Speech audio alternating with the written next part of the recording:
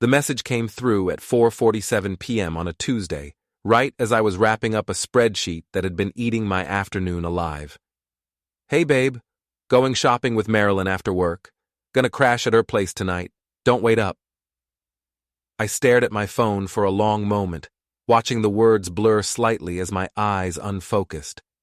This was the 4th time this month. 4th time Linda had suddenly decided to spend the night at Merylin's apartment. 4th time I'd eaten dinner alone, watching Netflix until my eyes burned, wondering what my girlfriend was really doing. The office around me buzzed with the usual end-of-day energy. Karen from accounting was laughing too loud at someone's joke. The printer was jamming again. I could hear Marcus swearing at it from across the floor. Everything normal, everything the same as always, except nothing felt normal anymore. I typed back, "Again? That's a lot of sleepovers lately." The reply came fast, too fast. "Seriously, Max? You're being clingy. It's just shopping and girl time."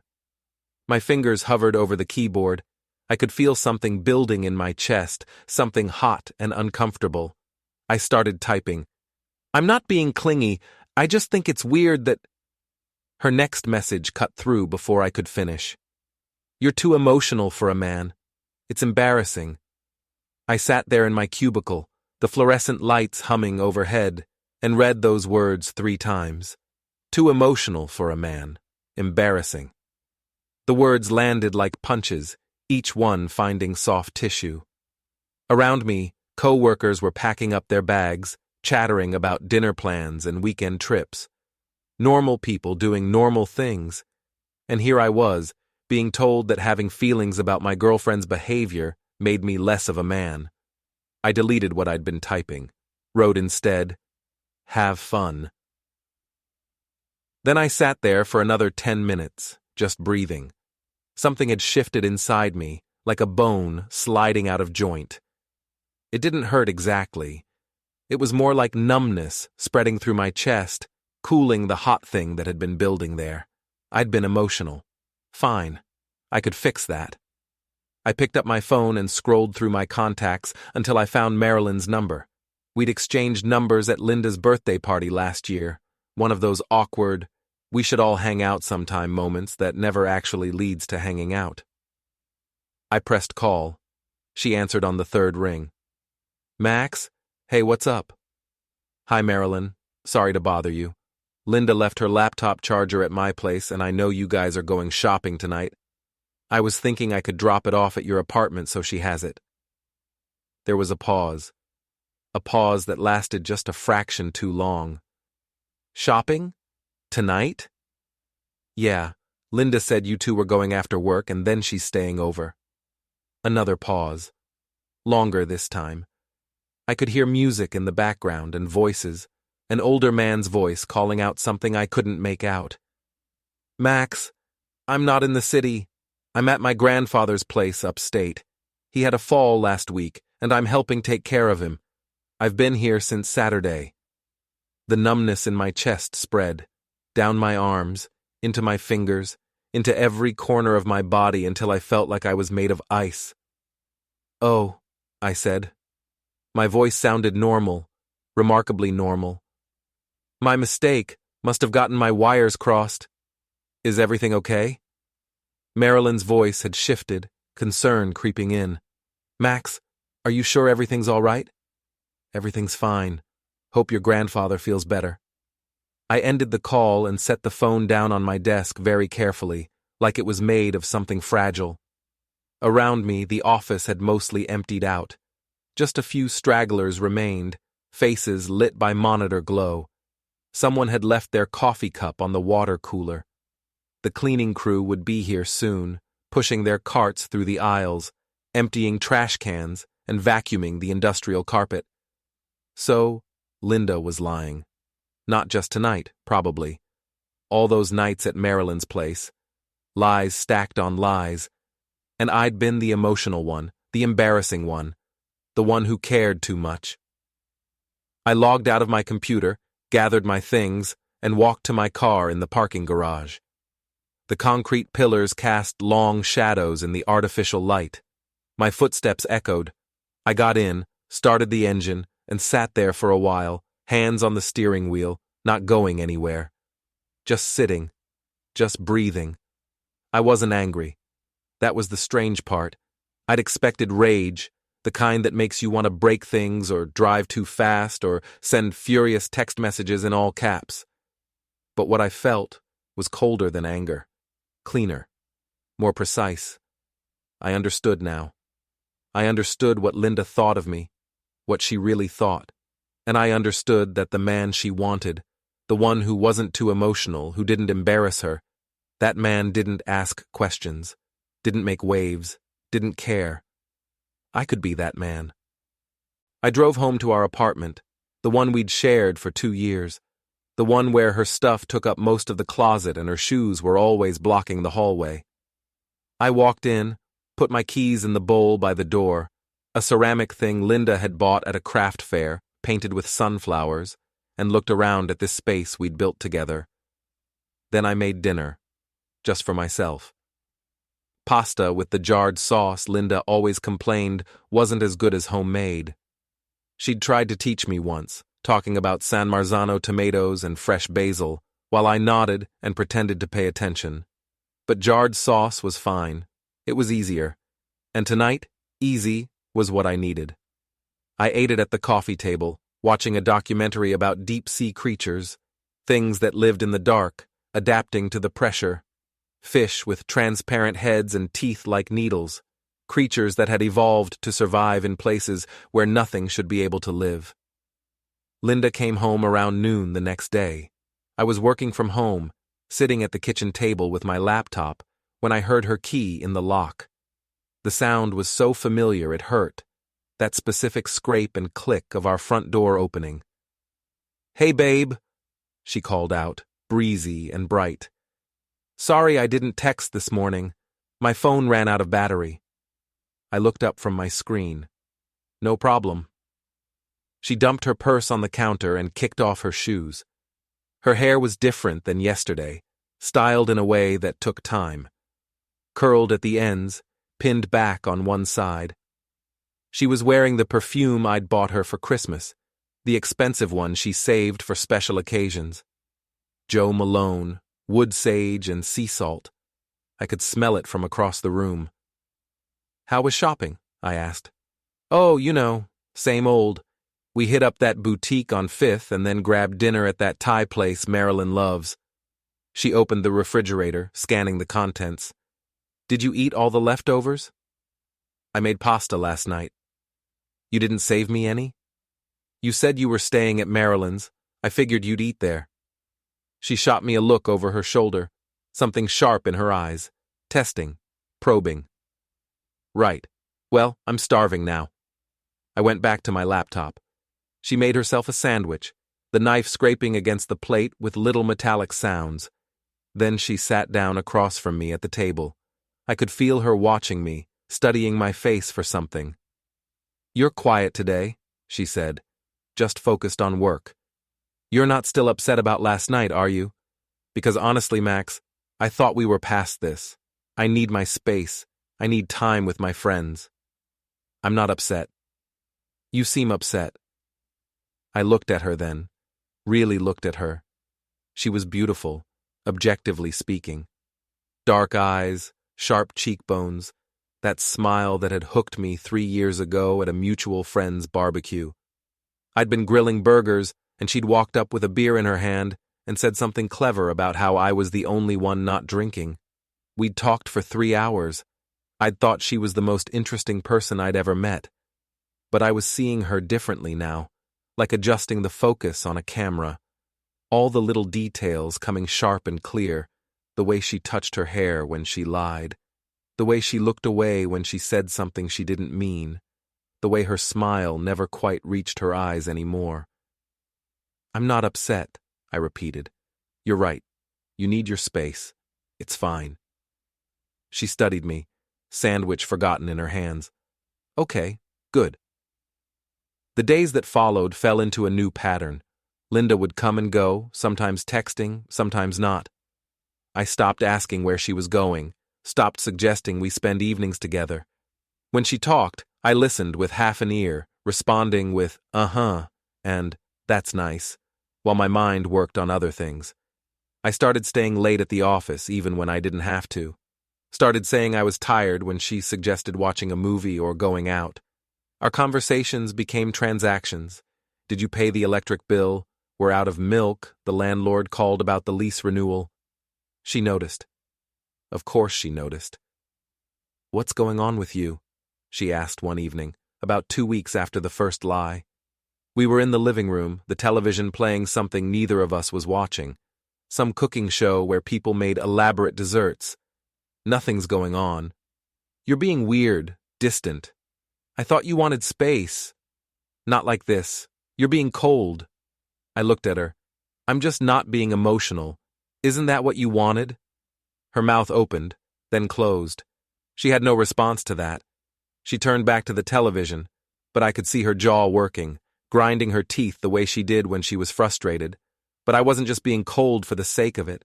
I was watching, learning. I'd started paying attention to her phone habits, the way she angled the screen away from me when she typed. The way she'd suddenly developed an interest in going to the gym, a place she'd previously described as boring torture. She'd come home in workout clothes, smelling like sweat and something else, something that wasn't the gym. I knew about Thomas before I ever confirmed it. Thomas from her work, the marketing guy with the expensive haircut who'd come up in conversation a few too many times. Thomas suggested this restaurant. Thomas has the funniest stories. Thomas thinks I should apply for that promotion. I didn't confront her, didn't search through her phone or hire a private investigator or any of the dramatic things people do in movies. I just watched as Linda's double life became sloppier, more obvious. Watched as she stopped trying so hard to cover her tracks. And I started making changes. Small ones at first. I called the bank and opened a separate checking account, transferring half of what we had in our joint savings. My money, the half I'd contributed. The teller was a young guy with acne scars who processed everything without questions. Just another Tuesday afternoon transaction. I started redirecting my paycheck to the new account. When Linda's best friend Sarah called asking if we wanted to join them for a weekend trip upstate, I told her we couldn't make it, that Linda and I were having some problems. Just between us, I said. I don't want to put you in an awkward position. Oh, Max, I'm so sorry. Is there anything I can do? No, we just need to work through some things. I think she might be pulling away from me. I don't know. Maybe I'm being paranoid. Sarah's voice got softer. You're not paranoid. Trust your gut. Sarah stopped inviting us to things. So did Jordan and Pete, after I had similar conversations with them. I framed it carefully, nothing accusatory, just a sad guy whose girlfriend seemed to be pulling away, asking their advice. I think she might be seeing someone else, I told Pete over beers one evening. I don't know what to do. Pete had clapped me on the shoulder. Brother, if she's cheating, you need to walk. Self-respect, you know? Word spread, the way it always does in friend groups. The whispers, the sympathetic looks, the way people started treating Linda differently when we were all together. Linda started to feel it, the isolation. Our friends pulling back, not taking sides exactly, but creating distance. Her smile got tighter. She spent more time on her phone, texting rapidly, her thumbs flying over the screen. Did you say something to Sarah? She asked one night. About what? She's being weird. Everyone's being weird. I haven't said anything. Then why is everyone acting like I have the plague? I shrugged. Maybe they're busy. They're not busy. They're avoiding me. What did you tell them? Nothing. You're lying. I'm really not. She stared at me for a long moment, then turned and walked away. I heard the bedroom door slam. The walls in our apartment were thin. I could hear everything, her pacing, her talking on the phone in hushed tones, the sound of her crying. I felt nothing. A month passed, then another. I watched Linda come and go like she was a stranger renting a room in my apartment. We spoke when necessary. Otherwise, silence filled the spaces between us. She was with Thomas regularly now. I knew because I'd started following the patterns. Late nights, at work, weekends when she had errands to run, the way she'd come home smelling different, looking different, satisfied in a way she never looked after spending time with me. Her lips would be slightly swollen, her makeup smudged, little details she thought I wouldn't notice. Part of me wondered if I should feel something about it. Jealousy, rage, something hot and destructive. But the numbness had settled in deep, and beneath it was something colder, something patient. I was still working on the financial piece, quietly moving assets, consolidating debts. Linda didn't notice. She'd never been particularly interested in our finances. That was my thing, along with remembering to pay bills and schedule maintenance for the car and all the other boring tasks of adult life. The invisible labor that kept everything running. The lease on our apartment was up for renewal in 3 months. I'd already started looking at studio apartments on my own. Small places, cheap places, temporary. Just somewhere to land until I figured out what came next. Then came the Tuesday that changed everything. Linda was home for once, curled up on the couch with her laptop. I was in the kitchen making dinner, stir-fry, something simple. My phone buzzed with a text from a number I didn't recognize. "You don't know me, but I thought you should know. I'm Thomas's girlfriend. Or I was. We broke up last week. He's been sleeping with your girlfriend Linda for 3 months. I found messages on his phone. I'm sorry. You deserve better." I read the message twice. Then I looked over at Linda on the couch, her face lit by her screen, completely unaware. She was smiling at something, typing away, probably texting him, probably planning their next meeting. I saved the number. Texted back, "Thank you for telling me." The response came quickly. "He's not worth it. None of this is worth it. I hope you're okay." I will be. I put the phone down and went back to cooking, cutting vegetables with steady, even strokes. The knife made clean sounds against the cutting board. Carrots, peppers, broccoli, everything precise, everything controlled. "Dinner's ready," I called out. Linda joined me at the table. We ate in silence for a few minutes before she spoke. "I think we need to talk." I looked up. "About what?" "About us. About whatever this is." She gestured between us. "We're like roommates. We barely talk. We haven't had intimacy in weeks. This isn't a relationship anymore." "Whose fault is that?" "Maybe both of ours. Maybe we've just grown apart." I set down my fork carefully. "Is that what you think? We've grown apart?" "Yes. I think maybe we want different things now." "What do you want, Linda?" She looked at me, and for a moment I saw something flicker across her face. Guilt, maybe, or calculation. The wheels turning behind her eyes. "I want someone who isn't afraid to feel things, someone who has passion. You've been like a robot lately. It's like living with a wall." "You told me I was too emotional. Embarrassing, remember? I didn't mean—" She stopped. "I just meant you were being clingy. And now I'm not clingy, and that's also wrong. You're not anything. You're just nothing. You don't react to anything I do. You don't seem to care if I'm here or not." I picked up my fork again. "That's true." "See? That's exactly what I mean. I tell you I think we've grown apart, and you just say, 'That's true,' and go back to eating." "What do you want me to say, Linda?" "Something. Anything. Fight for us, or cry, or yell at me, or—" She stopped, breathing hard. Her face was flushed. Her hands were shaking. "You used to care so much. Where did that person go?" "You drove him away." The words hung in the air between us. She stared at me. "That's not fair," she whispered. "Isn't it? Or be the emotional, embarrassing man you didn't want." She stood up abruptly, her chair scraping against the floor. "I can't do this. I'm going out." "Where? Does it matter?" "No," I said.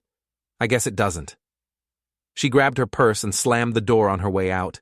I finished my dinner alone, then washed the dishes. Both plates, both sets of silverware. I was wiping down the counter when my phone buzzed again. Another text from the unknown number. This time there was an attachment, a screenshot of a conversation between Thomas and Linda. Recent, from earlier today. Thomas, can't wait to see you tonight, baby. Linda, same. I'm telling Max it's over this week, just waiting for the right time. Thomas, don't wait too long, I want you all to myself. Linda, soon, I promise, he won't even care. He's been completely checked out. I stared at the screenshot for a long time. Then I saved it to my photos and deleted the message thread from the unknown number. Evidence. Just in case I needed it later. So Linda was planning to leave me for Thomas. That added a new dimension to things, a timeline. I'd need to accelerate my own plans. I spent the rest of the evening making calls, first to the landlord explaining that my girlfriend would be moving out and asking about getting my name as the sole leaseholder. He was surprisingly accommodating. These things happen, he said. Send me the paperwork and we'll get it sorted. Then I called a lawyer, a friend of a friend who specialized in tenant rights, just a consultation, just to make sure I was covered. By the time Linda came home at 2 a.m, I had everything arranged. Linda came home at 2 a.m. smelling like cologne and wine. I wasn't asleep. I was sitting in the dark living room, waiting. Jesus, Max, you scared me, she said, when she turned on the light and saw me on the couch. We need to talk. Now? It's 2 a.m. Sit down. Something in my voice made her pause. She stood there in the doorway, her coat half off, frozen. Then she sat in the armchair across from me, her coat still on.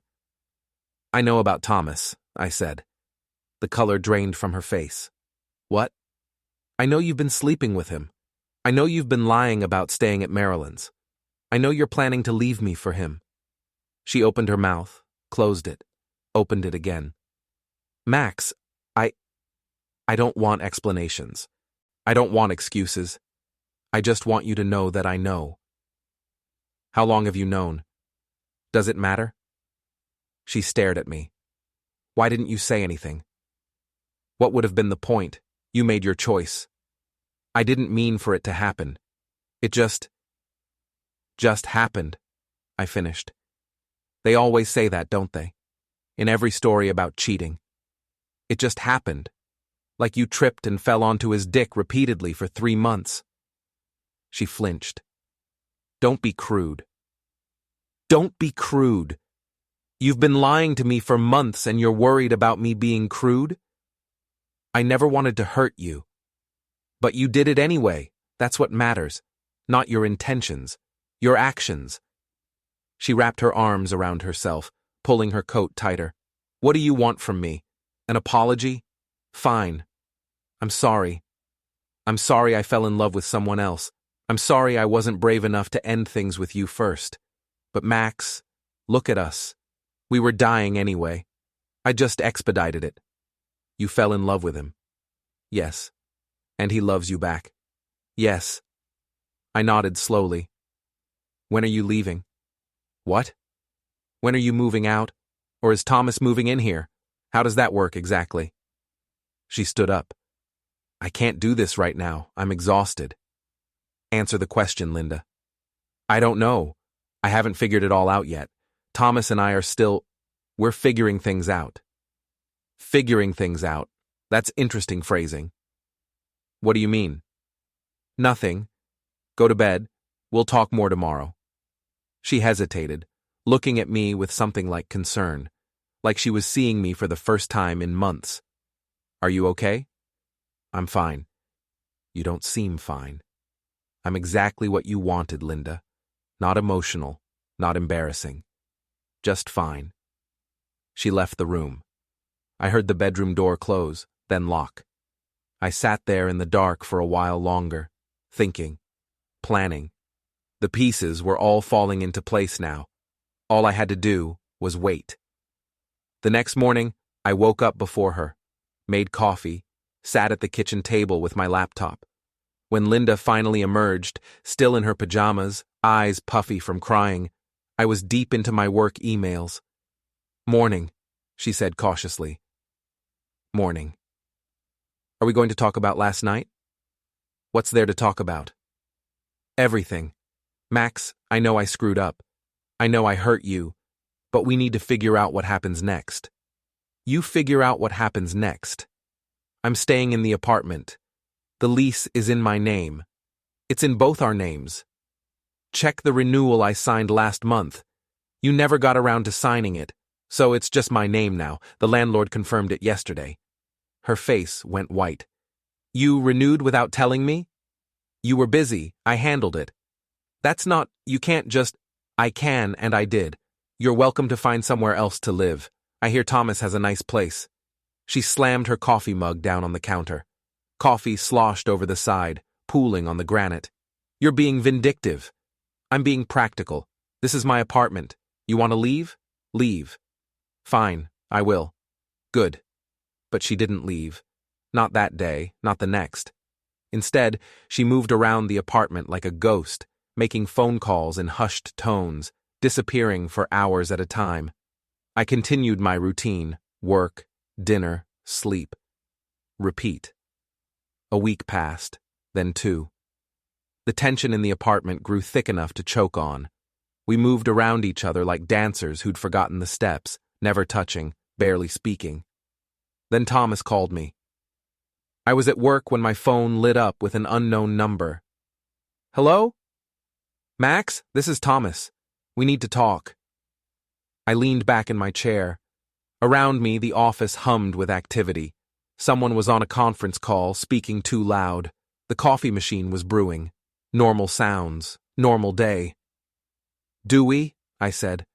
"Look, I know this situation is fucked up, but Linda and we're in love. We want to be together. I'm calling to man, tell you that I'm going to take care of her. I'm going to be with her. And I think it's time you accepted that and let her go." "Let her go," I repeated. "Yeah. Stop making this difficult. Sign whatever papers need signing. Let her move on with her life." "Is she there with you right now?" "That's not relevant." "She is. I can hear her in the background. Tell me, Thomas, does your lease allow for a second occupant? Because Linda's going to need somewhere to stay when I change the locks next week." "You can't just—" "I can. Talk to a lawyer if you don't believe me.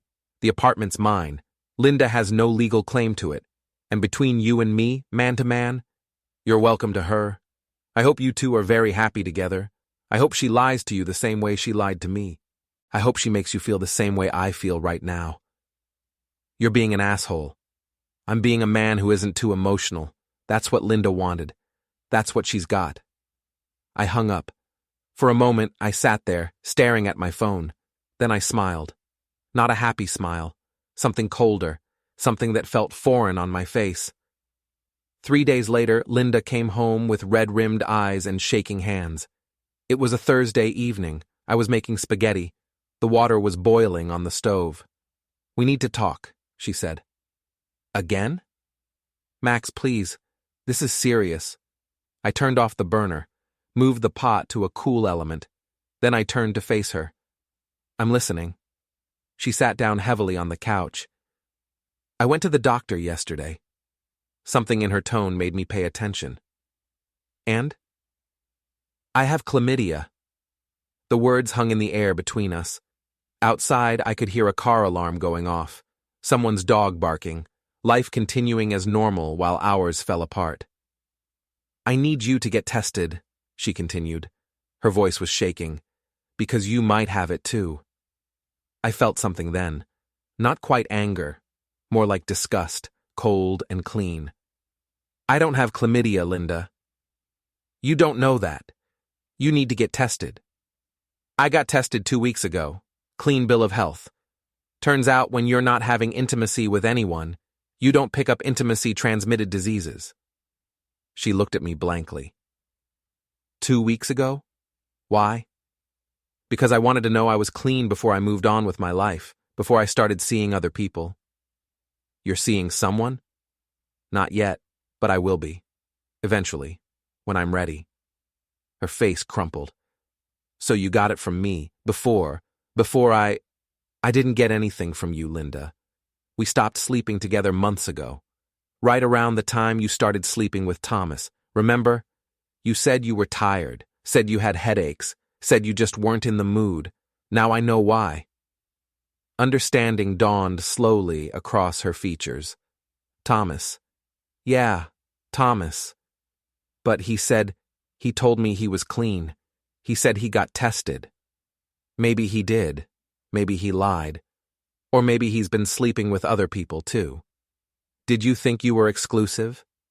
Of course we were exclusive. Were you? Did he tell you that? Or did you just assume? Because from where I'm sitting, Thomas doesn't seem like the exclusive type.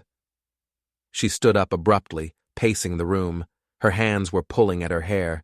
I need to call him. I'd get treated first if I were you, then worry about Thomas. She turned on me, fury blazing in her eyes. Is this funny to you? Are you enjoying this? No, I'm not enjoying any of this. You're sitting there so calm, so collected, like none of this matters, like I don't matter. You made it very clear that my feelings were embarrassing, that caring was weakness. So I stopped caring, Linda. You got exactly what you asked for. I never asked for this. I never asked for you to turn into this cold, emotionless robot. Then what did you want? You wanted me to be less emotional, but not too distant. You wanted me to give you space, but not too much space. You wanted to fuck Thomas while keeping me on the hook as backup. Tell me, Linda, what was the perfect version of me in your head? The one who'd let you do whatever you wanted while still being there to pay the bills and provide emotional support when Thomas wasn't enough. She slapped me. The sound cracked through the apartment. My cheek stung. I touched my face, felt the heat there, and looked at her. Her chest was heaving. Tears were streaming down her face. Feel better? I asked. No, she whispered. No, I don't feel better. I feel like shit. I feel like my entire life is falling apart. That's what happens when you tear it down yourself. I loved you. I did. But you were so much. So intense. Always wanting to talk about feelings, always needing reassurance. It was exhausting. Thomas made me feel free. Free to lie, free to cheat, free to put your health and mine at risk. I didn't know. You didn't care. There's a difference. You didn't care enough to protect yourself. You didn't care enough to think about consequences. You just wanted what you wanted, and everything else was my problem to deal with. She sank back onto the couch, her head in her hands. What do I do now? You get treated. You tell Thomas he needs to get treated too, and you find somewhere else to live because we're done. Where am I supposed to go? Thomas has an apartment. He broke up with me. The words were so quiet I almost missed them. What? He broke up with me. Yesterday, after I told him about the test results. He said this was too much drama, that he didn't sign up for this. He blocked my number. I should have felt something then. Satisfaction, maybe. Victory. But all I felt was that same cold emptiness. The numbness had become my default state. That's rough, I said. That's all you have to say? That's rough? What do you want from me, Linda? I want you to care. I want you to be angry or sad or something other than this nothing. I cared. For years I cared. I loved you so much it hurt. And you told me it was embarrassing. You told me real men don't act that way. So I learned. I became what you wanted. And now you're mad because I'm not changing back. This isn't what I wanted. Yes, it is. This is exactly what you wanted. You just didn't think through what it would actually look like. You wanted the fantasy version. The man who didn't care but somehow still loved you. The man who gave you space but was always there when you needed him. But that's not how people work, Linda. You can't have it both ways. She was sobbing now, her whole body shaking. Part of me wanted to comfort her, old instincts rising up, but I pushed them down. I'd spent too long building these walls to tear them down now. You have until the end of the month to move out, I said. After that, I'm changing the locks. Max, please. Please what? I'm sorry. I'm so sorry. Can't we try to fix this? No. Why not? Because I don't want to. Because I'm done. Because you destroyed whatever I felt for you, and I'm not interested in bringing it back. But I love you. No, you don't. You love stability. You love having someone to fall back on. But you don't love me. You never did. Not really. That's not true. Isn't it? When's my birthday, Linda? She blinked. What? My birthday. When is it? It's in June. July 15th? What's my middle name? Max, this is stupid. What's my middle name? James? Andrew. What do I do for work? Specifically? You work in an office. You do numbers. I'm a data analyst for a pharmaceutical company. I build predictive models for medication trials. I've been doing it for 6 years. I've told you this 100 times. You've never once asked me about it, about what I actually do all day, about what I care about who I am when you're not around. So I'm a bad girlfriend because I don't memorize every detail about your boring job? You're a bad girlfriend because you never cared to know me. You liked the idea of me, the stable boyfriend with the steady paycheck who didn't cause trouble. But me, the actual person, you couldn't be bothered. That's not fair. Life's not fair, Linda. You taught me that. You taught me that love doesn't matter. That promises don't matter. That the only thing that matters is what you want in the moment. And right now, what I want is for you to leave. The rest of the month passed in slow motion. Linda moved through the apartment like a zombie, sleeping on the couch because I'd locked the bedroom door. She'd call her parents, trying to explain, but I'd hear her stumbling over the words. How do you tell your family you destroyed your relationship because you couldn't keep your legs closed? She tried to reach out to friends, but they'd already heard from me. Heard that poor Max, the good boyfriend, had been cheated on. That Linda had broken his heart. Word spreads fast when you plant it carefully. Thomas, it turned out, had moved on quickly. Linda showed me his Instagram one night, drunk on cheap wine, tears running down her face. She'd bought the wine herself, the cheapest bottle from the corner store. She couldn't even afford the good stuff anymore now that I'd cut her off from our joint account.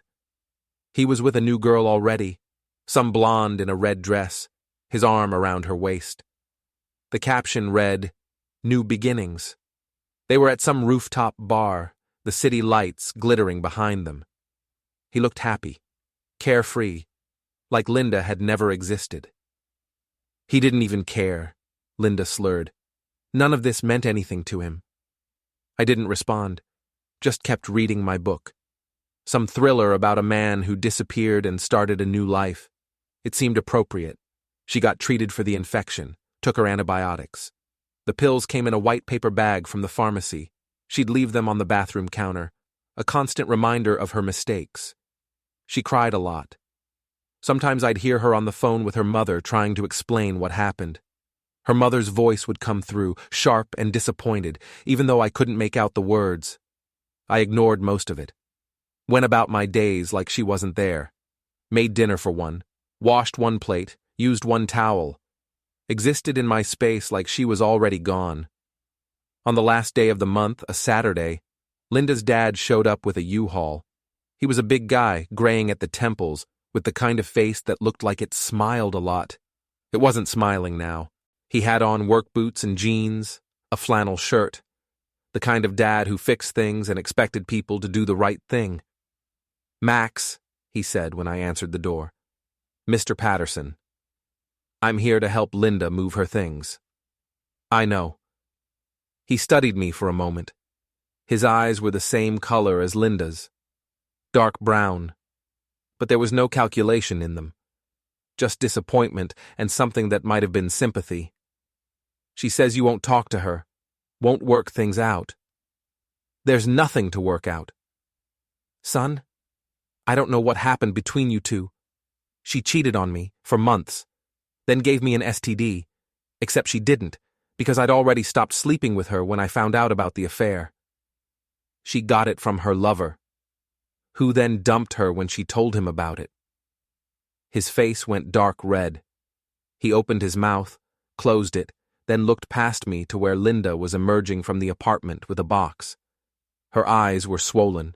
She'd lost weight. Her clothes hung loose on her frame. "Is that true?" he asked her. She couldn't meet his eyes. "Dad, it's complicated."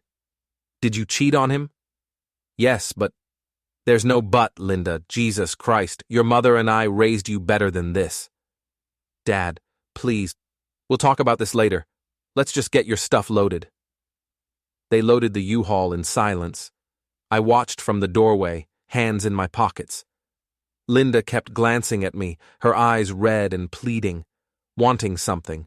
Forgiveness, maybe, or a sign that I still cared, some indication that the man she'd fallen in love with 3 years ago was still in here somewhere.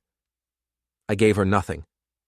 Box after box went into the truck, the couch we'd bought together from IKEA, the bookshelf I'd assembled while she handed me screws, the lamp she'd found at a thrift store, the kitchen table where we'd eaten 1,000 meals.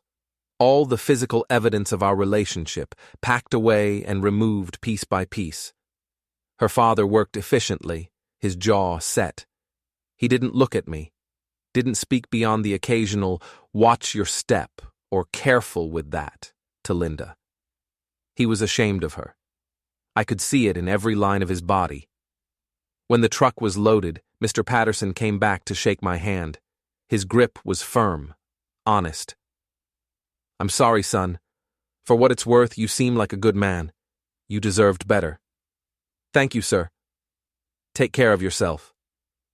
Linda stood by the truck, one last box in her arms. The box had her name written on it in marker, probably filled with photos and mementos, the stuff she couldn't leave behind. "Max?" I looked at her. Really looked at her one last time. She looked small, broken, nothing like the confident woman who'd told me I was too emotional. "I really am sorry for all of it. I hope someday you can forgive me." "I understand you, Linda," I said. "I understand exactly who you are and what you wanted. But forgiveness? That's for people who care. And I don't. Not anymore." Her face crumpled one last time. Tears streamed down her cheeks. She opened her mouth like she wanted to say something else, but nothing came out. Then she got in the truck, and they drove away. I went back inside, closed the door, and locked it. The apartment was quieter now, emptier. Half the furniture was gone, her stuff cleared out from every surface. It looked bare, clean, like a hotel room, impersonal. I walked through each room, taking it in. This space that was mine now, just mine. The bedroom with only my clothes in the closet, the bathroom with only my toothbrush by the sink, the living room with just my laptop on the coffee table. I didn't feel victorious, didn't feel much of anything, really. The numbness had become permanent somewhere along the way, settling into my bones like cold weather. I'd built these walls so carefully, brick by brick, until I was safe inside them, until nothing could touch me. But I'd survived. That was something. I made dinner, just for myself, chicken and rice, simple. I ate it slowly, methodically, tasting nothing, washed the single plate, the single fork, put them away in their designated spots. Then I sat down on the couch, the one piece of furniture I'd insisted on keeping, the one that was actually comfortable, and stared at the wall where a picture of us used to hang. There was a lighter square of paint there, marking where it had been. A ghost of what used to be. My phone buzzed. A text from an unknown number. "Hey, this is Sarah, Linda's friend. I heard she moved out. I just wanted to say I'm sorry for what she put you through. If you ever want to grab coffee or just talk, let me know." I stared at the message for a long time. Sarah, pretty Sarah with the red hair and the laugh that sounded like music. She'd always been kind to me, always asked how I was doing at parties while Linda was off networking or whatever she called it. I typed back, "Thanks, maybe sometime." Another buzz. Different number. Max, it's Pete. Beer this Thursday? Sure. Another buzz. Hey man, it's Jordan. Heard you're single now. Want to come to the gym with me? Nothing like lifting heavy shit to feel better. Yeah, that sounds good. The messages kept coming. Friends checking in, people who'd chosen sides, apparently choosing mine. The world kept turning. Life went on. And I was still here, still standing, still breathing. I set the phone down and closed my eyes. Somewhere across the city, Linda was probably crying, probably unpacking her boxes in her childhood bedroom, surrounded by posters from high school and participation trophies from soccer, probably telling her parents some version of events that made her the victim, the poor girl who'd made a mistake, who'd fallen in love with the wrong man, who'd lost everything. But she hadn't lost everything. She'd thrown it away. There's a difference. I understood her, really understood her. She'd wanted excitement and stability both. Wanted to feel free while keeping someone locked down. Wanted to have her cake and eat it too, as they say. She'd wanted the safety net of a devoted boyfriend and the thrill of a dangerous affair. And when I'd stopped playing my part in her fantasy, the devoted boyfriend who'd always forgive her, always take her back, always be waiting with open arms, she'd lost everything. Thomas didn't want her. Her friends had pulled away. Even her father looked at her differently now. The disappointment in his eyes had been unmistakable. She'd called me too emotional, embarrassing, weak. But in the end, I was the one still standing, still whole, still moving forward. And Linda? Linda had nothing but regret and a bacterial infection. I opened my eyes and looked around the apartment again. My apartment, my space, my life. The emptiness didn't bother me anymore. It was peaceful in a way. No more lies, no more wondering where she really was, no more pretending everything was fine when it clearly wasn't, no more performing the role of the trusting boyfriend while she destroyed us from the inside. It wasn't happiness exactly, but it was peace. The cold, quiet peace of someone who'd stopped caring what anyone else thought or wanted.